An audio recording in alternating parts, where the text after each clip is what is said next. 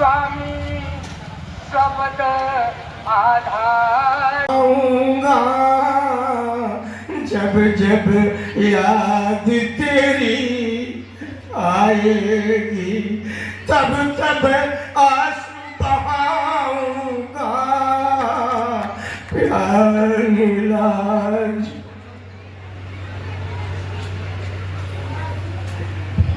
प्रेम से बोले सदगुरुदेव महाराज की जय, परम धाम की जय।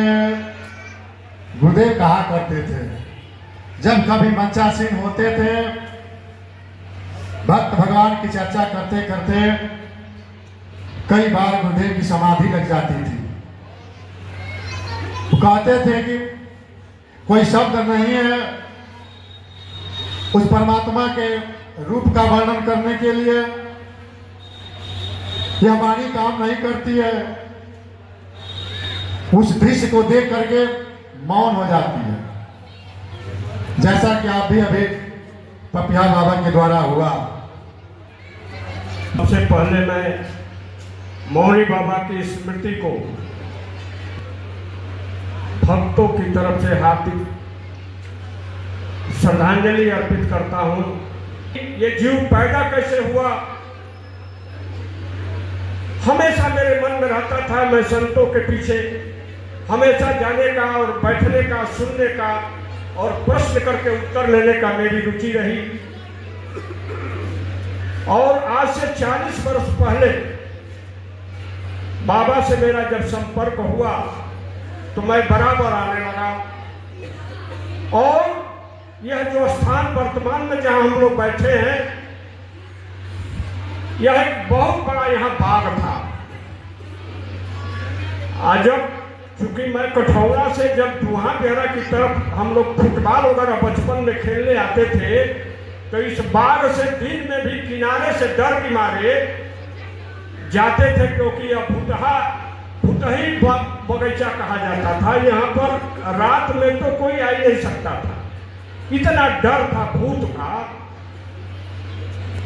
जब मालूम हुआ बचपन में कि एक महात्मा उसमें आके उसी बाग में रह रहे हैं जो भूतही बगीचा है, तो मेरे मन में आया कि वह कौन सा व्यक्ति है जिधर से दिन में हम लोग को गुजरने में परेशानी होती है बचपन में, और वहां के वो रात में भी रह रहे हैं।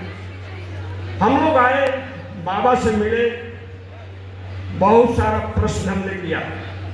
आज मैं बता रहा हूं, बाबा से मैंने पूछा कि क्या आपको भूत परेशान नहीं करते, यहाँ तो भूत रहते हैं, ये चर्चा है। उन्होंने स्वीकार किया था हमसे, आज से 40 वर्ष हुआ लगभग, कि यहाँ भूत प्रेत इस बगीचे में है।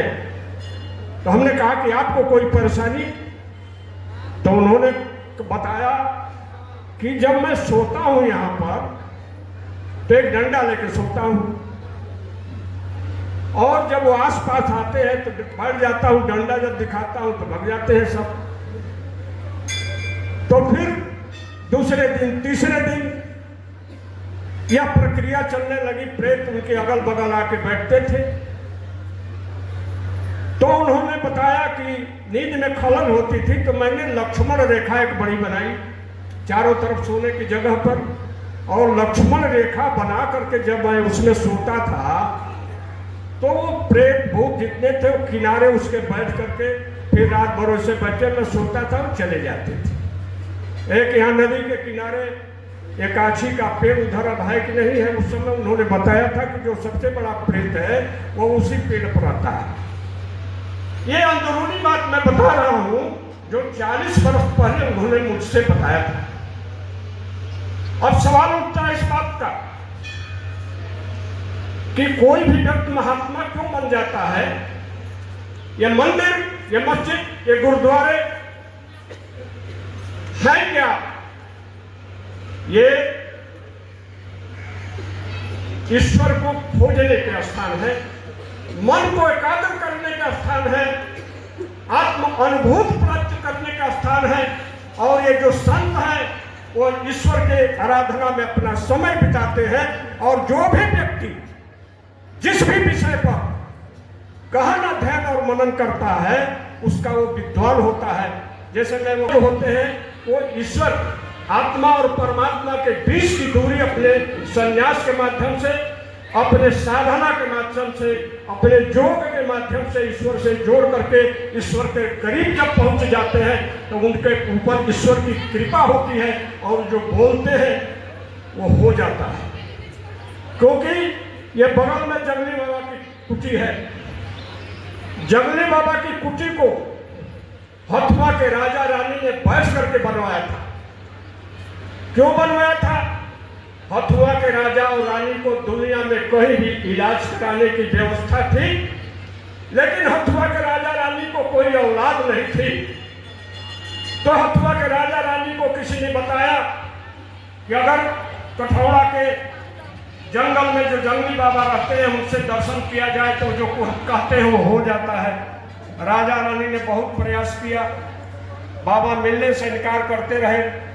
मेरे सबसे बड़े बाबा के द्वारा राजा रानी आए, नाव से किसी तरह से जंगल में मुलाकात हुई और उन्होंने अंत में कहा कि जाओ। वो सिर्फ कहे कि जाओ और उनको 2 औलाद हुई। राजा और रानी ने गेस्ट हाउस बनाया है जंगली बाबा की कुटी पर। मंदिर के बगल में गेस्ट हाउस है। आज से 100 वर्ष हुआ होगा। वहां जनरेटर 100 वर्ष पहले उस जंगल में आके पहने लगा। राजा रानी यहाँ रह करके और उस मंदिर को बनाने का काम किया। ईंट और बालू और सीमेंट तक ले राजा रानी ने अपने हाथ से उस मंदिर को बनाने में लगाने का काम किया था। ये स्थान है जिसमें वो जंगल में रहते थे, लेकिन जब ईश्वरी शक्ति उनके ऊपर कायम हो गई, अब ईश्वर से करीबी हो गया जंगली बाबा का, तो उनका आशीर्वाद फला। इस तरह से ये ऐतिहासिक धर्म नगरी है। ये बाबा भी, मौनी बाबा भी वो अचानक नहीं आ गए। इनको ईश्वर ने भेजा, इस स्थान पर ईश्वर ने भेजा कि जाओ उस क्षेत्र को पुनः आध्यात्मिक क्षेत्र घोषित करने का काम करो। ये बनखंडीनाथ मठ नेपाल के राजा ने बनवाया। अब बताइए, इस पिछड़े इलाके में बनखंडीनाथ मठ को नेपाल का राजा आता है, बनवाने का काम करता है। इसका मतलब कि बनखंडी नाथ जी की शक्ति को उसने महसूस किया, उसने देखा, परखा। और जिस तरह से मंदिर आज से कई 100 वर्ष पहले का बना है, जिस पर सरजू जी की धारा बहती है, यह नदी वही है जो अयोध्या में बहती है, वही नदी बह करके ये जा रही है। ये सरजू नदी, उसकी धारा वहां लड़ती है, जंगली बाबा की कुटी पर लड़ती है। और इस तरह से ये धारा सरजू जी इन मंदिरों को स्पर्श करके बहती है और मंदिर आज भी कायम है। लेकिन मौनी बाबा के जो पावर है, जो आध्यात्मिक शक्ति है, उसको मैंने महसूस किया कि जंगली बाबा के बाद इस स्थान को, जिस तरह से इस बाग को जिस तरह से उन्होंने ऊंचाई दिया है, आज जो निर्माण दिखाई दे रहा है, जो उनकी कल्पना है, उनकी जो सृजन क्षमता है, वो हमको आज दिखाई दे रही है। और जिस दिन से यज्ञ शुरू हुआ तब से लेकर के जो भीड़ रही और पूरे पूर्वांचल में जो इसका चर्चा रही, वह एक ऐतिहासिकता को कायम करता है। एक जब जब भी यहाँ का नाम लिया जाएगा, उस यज्ञ का इतिहास कायम रहेगा।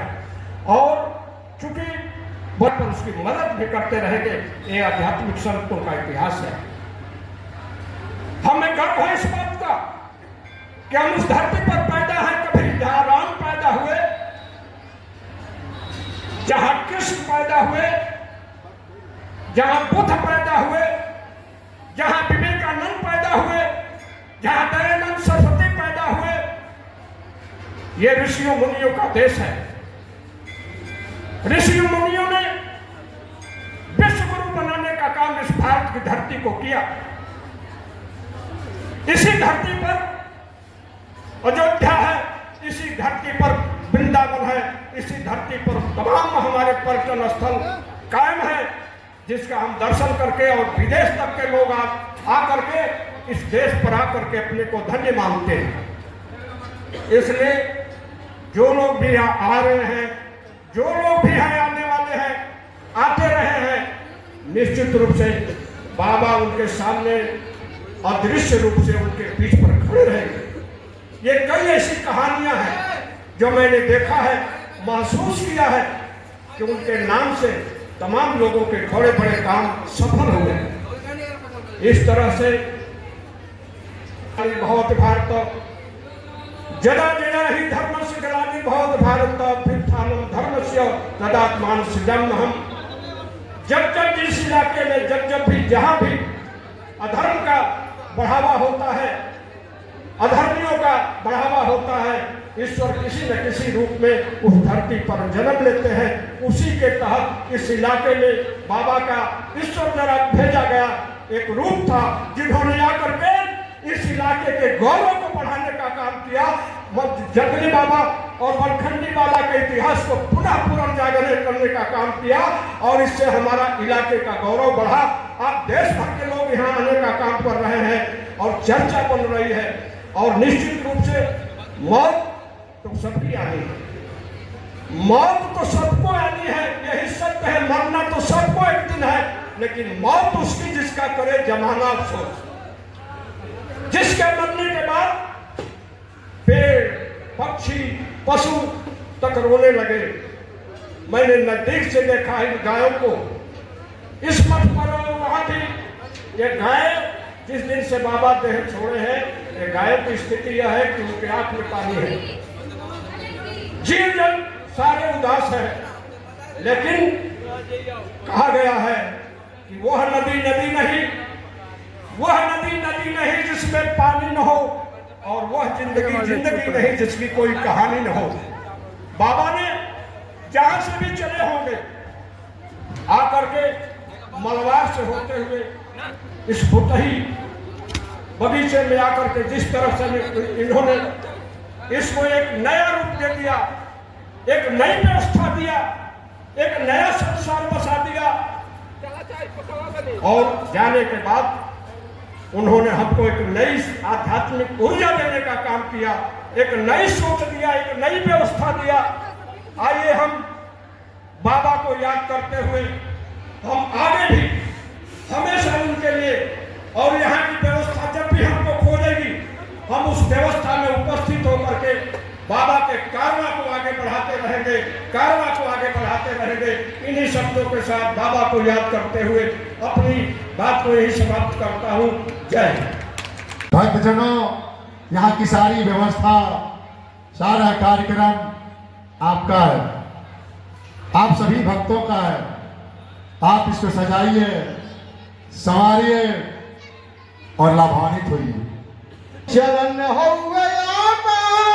के खान बबुआ, बाबा मौनी बाबा जगवा में महान बबुआ, बाबा मौनी बाबा जगवा में महान बबुआ। जिनकर अमर मकरम कहानी, बगल में सरजू जी महारानी। जिनकर अमर मकरम कहानी, बगल में सरजू जी महारानी। बगल में सरजू जी महारानी, बगल में सरजू जी महारानी। आज चमकता मौनी बाबा के धाम बबुआ, बाबा मौनी बाबा जगवा में महान बबुआ। कहा ले कृपा बतावल जा, जहाँ मौनी बाबा के धाम, बिगड़ल बन जाला सब काम। जब अनुभव कैले हुई ओके समझ में आई बात। जहाँ मौनी बाबा के धाम, बिगड़ल बन जाला सब काम। जकरी दर्शन से मिल जाला प्राण बबुआ, बाबा मौनी बाबा जगवा में महान बबुआ। बाबा मौनी बाबा जगवा में महान बबुआ। जहाँ मौनी बाबा के धाम, बिगड़ल बन जाला सब काम। देखा जाएगा जो